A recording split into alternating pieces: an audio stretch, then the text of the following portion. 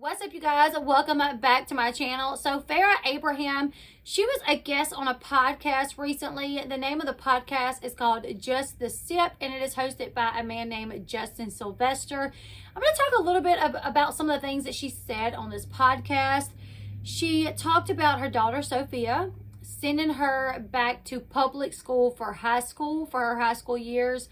She talks about regretting being on Teen Mom, and she also made a statement about being happy when COVID hit. Yes, you guys. So as you all know, that Farrah has a different way of thinking. And sometimes when you ask her a question, the answer to her question may not make a lot of sense. So that happened a lot here. I'm going to be reading some of the quotes from this podcast.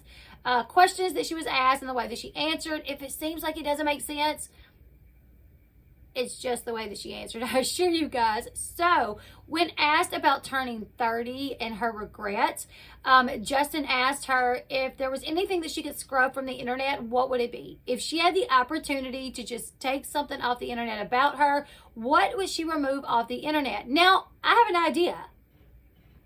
I mean, I was like, oh, it's the tape. She's going to get rid of the tape, right? Backdoor Teen Mom, that's what she's going to get rid of. No, you guys. Farrah said that she would get rid of all of Teen Mom. She said, I think I would get rid of all of Teen Mom. With people asking me, do you have regrets? That's what it would be. Because I think I've learned so much more in my therapy and all of that stuff that I continue to do. Like, stop looking at your life so negatively. Stop saying, like, that's bad. Like, if I didn't go through it, I wouldn't stop. And that's what I see. So I think what she said here is that she would get rid of her being on Teen Mom, like the Teen Mom episodes, because she learned more not being on Teen Mom, but in therapy. I think that's what she's saying here. But I was like, girl, get rid of the tape. But I guess, the tape made her a ton of money, apparently, allegedly. So maybe that's why she would leave that up there. Maybe she's proud of it. I don't know. She also talked about how she has friends that are much older than her that actually want to live the life that she's already lived. This is what she had to say about that. I see some of my friends maybe in their 50s and they want to do stuff that I was doing in my 20s. She went on to talk about how about her book a little bit, saying that she thinks everyone should follow her lead and write a book like she did, a book about being in your 20s. Now, the name of her book is called Dream 20s, Self-Guided Self-Help Memoir. She said when you're in your 20s, you're being judged really harshly and you care when you're in your 20s. But when you're in your 30s, you no longer care. So I'm like, well, maybe people should write a book about being in their 30s. Or maybe they should write a book about being in their 20s. Like when I was in my 20s, this is what I dealt with. All these people were saying XYZ about me, and this is the way that I handled it. I just bottled it up, didn't say anything, let it build and build and build. Then write a book about when you're in your 30s and you're telling everybody just to F off. Like, I'm in my 30s, I'm being judged. I don't give a crap. I don't know. You guys, this doesn't make a lot of sense to me, but we're talking about Farrah here, right? She claims that her friends who are in their 50s, they want to live the life that Farrah lived in her 20s, and that people should write a book about their 20s. Yeah. So to move on a little bit to talk about Sophia, she spoke about being a celebrity mom and stuff like that. She said that other celebrity moms should learn how important it is to be transparent and honest with their kids. She went on to say, Sophia's got an awesome mom, and I'm ready for her crazy years. I don't know if she's talking about Sophia's crazy years or her own crazy years. I'm not really sure. Now, moving along to talk about Sophia going back to public school. Farrah started homeschooling Sophia when Sophia was about 8 years old. And at the time, she said that she took Sophia out of regular school so Sophia could attend more events with her. That's what she said. She wanted Sophia to be able to travel and to go to these events and live like the celebrity type lifestyle, I guess you could say. But now it appears that Sophia is tired of that and she just wants to live a more regular life as she gets a little bit older. So on the podcast, Farrah said this. She said, get this. Sophia was just like, so mom, I can't keep homeschooling because freshman year of high school is a very big year.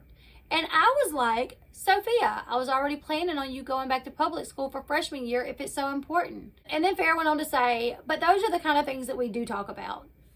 Farrah talks to Sophia about the school situation. She talks to Sophia about, you know, what their plans are going to be for Sophia's schooling. So they did talk about the experience of prom and stuff like that, going to school dances. That is something that Sophia wants to experience. And I think it's good that she should go back to public school. For one, Sophia has been too young to live that kind of lifestyle of constantly being on the go, going to all these events. I never thought that was good for her.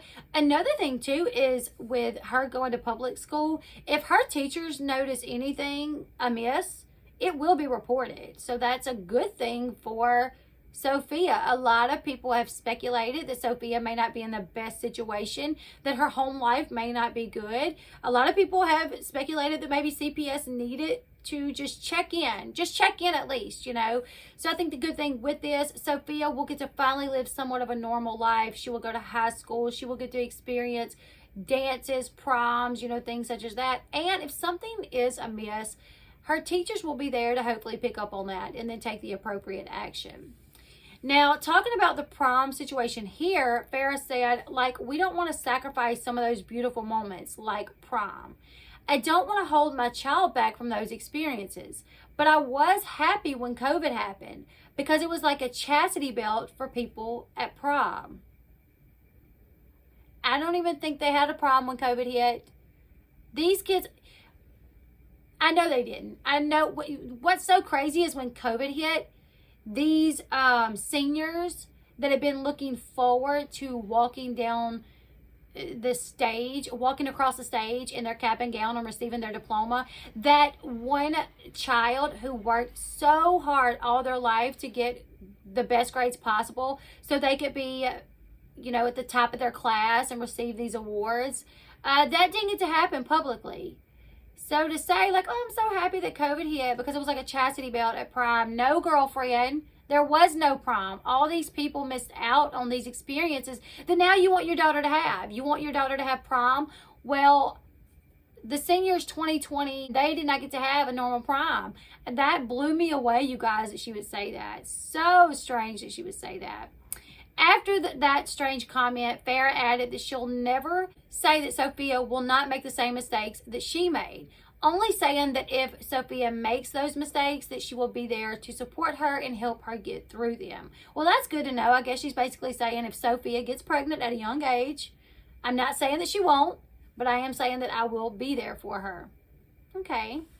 When asked about criticism she received as a teenager on reality television, Farrah said she doesn't think her age was the reason she received so much hate, but rather people misunderstanding her narrative.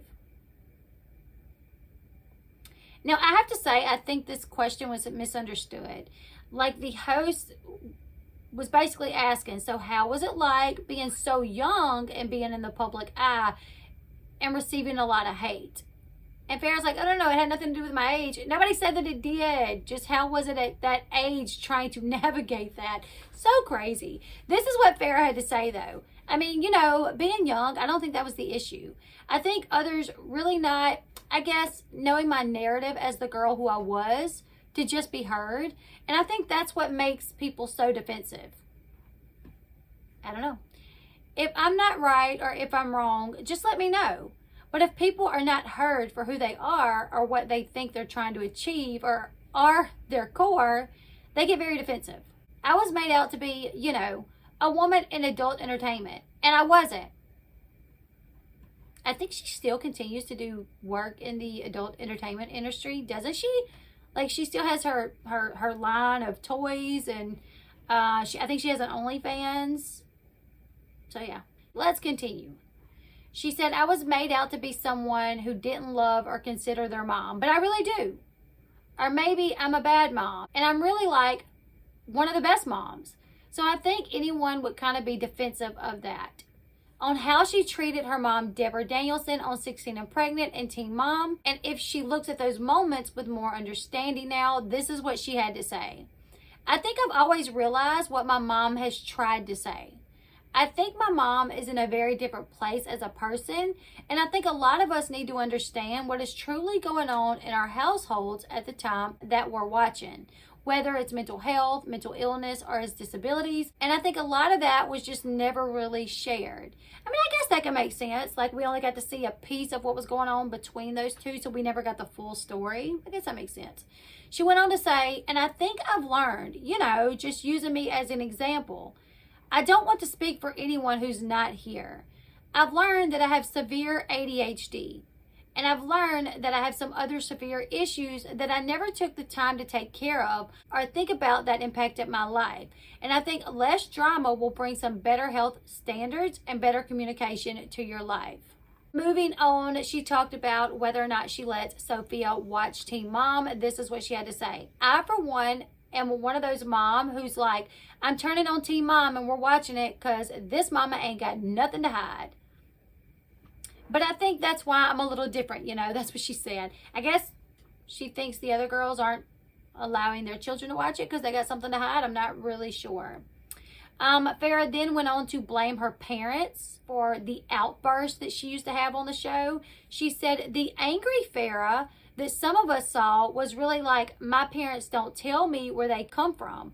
My parents don't really let me know things. My grandparents wouldn't talk to me about like their secrets and their upbringing. So I guess some of her anger and her outbursts come from not knowing much about grandmother's secrets and their upbringing. Not really sure here. When talking about women in reality television and how Sophia will be a trailblazer, this is what she had to say.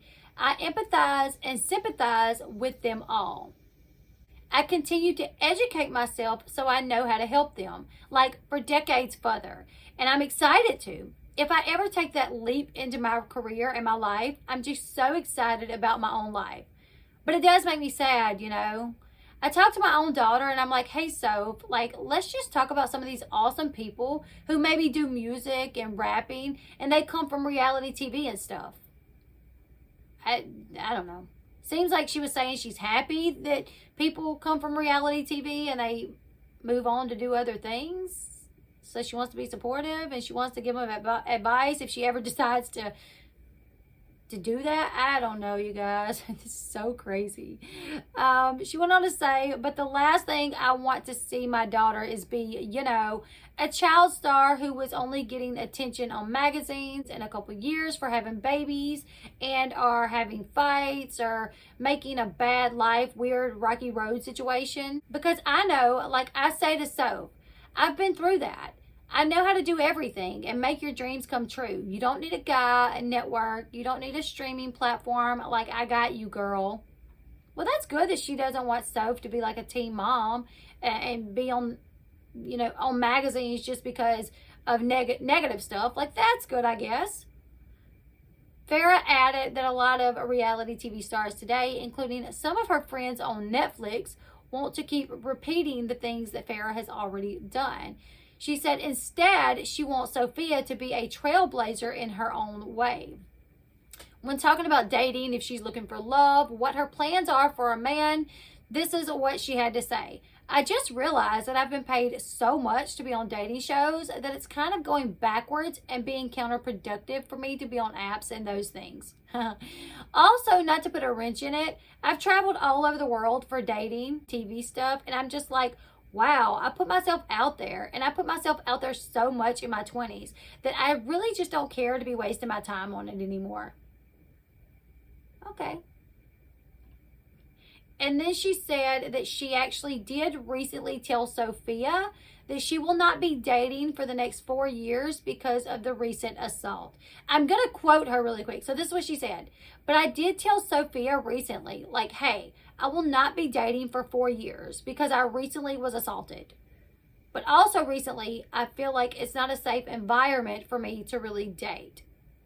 So the assault situation, she's referring to the alleged assault that occurred earlier this year by former Windsor, California mayor Dominic, this man named Dominic, which I think he has resigned. I covered that a little bit, but yeah, she came out and she announced that he had assaulted her, and now she said that because of this assault, she's made the decision not to date for 4 years. Farrah says that she feels really kosher about not dating at the moment, adding that there's a lot of crime after COVID. When talking a little bit more about her assault, she claimed that her friends tried to convince her not to report what happened, but she did it anyway and encouraged others to come forward if they had also been assaulted. She said, "It's a very hard time, and I have to say I'm thankful for the dad I have, and I'm thankful for the daughter that I have. Because if it wasn't for those two people hearing and seeing what I had to go through, maybe I just would have crumbled and waited like a year before I dealt with it. But I think God's timing is so perfect, as it's always been, even with the mess of my life. But if I wouldn't have turned that in, investigations opened with multiple other women that same week. And so I have to say, ladies and gentlemen and kids, you just trust your heart and your gut's instincts, because you could have the world telling you that you're wrong and you're this and you're that, but God's got your back." I agree there, sister. God's got your back. So she talks a little bit then about men hating her. She says that there was a woman that came over to do her nails, and that the woman told her, "I told my husband that I was coming here, and he hates you because you give women like an ego or balls to do what they want to do." I find it hard to believe that story. I find it very hard to believe that that Farrah contacted this nail tech and said, "Hey, come to my house and do my nails." And the nail tech said, "Sure, I'm on my way." And then she got there and she said, "Oh my God, I told my husband I was coming to do your nails, and he hates you because you give us balls to speak out. My husband doesn't like that. My husband likes a pushover woman." But according to Farrah, yes, she said, "I have women show up to do my nails, and they're like, I told my husband I was coming here, and he hates you because you give women like an ego or balls to do what they want." That's so wild. She also said that she feels bad either way when people are taken advantage of, but joked that she's learned that that's why a lot of men hate her. She went on to say, "That's why sometimes I'm like, I'm not going to date, because I know men will be out there that hate me and will just try to ruin my life." I don't know why any man, like, if a man hates Farrah, I don't think he's going to try to date you, just to ruin your life. I don't know, you guys. This podcast in itself, just wild. Go listen to it. Check it out. Anytime Farrah does like these interviews, they're always really interesting to listen to, because they're just so all over the place and they're so all out there. But one thing that I was happy to hear is that she is sending Sophia to public school when Sophia gets into high school. At least Sophia will have the opportunity at a normal teenage years, and get to experience going to high school, making friends, and hopefully she can have somewhat of a normal life.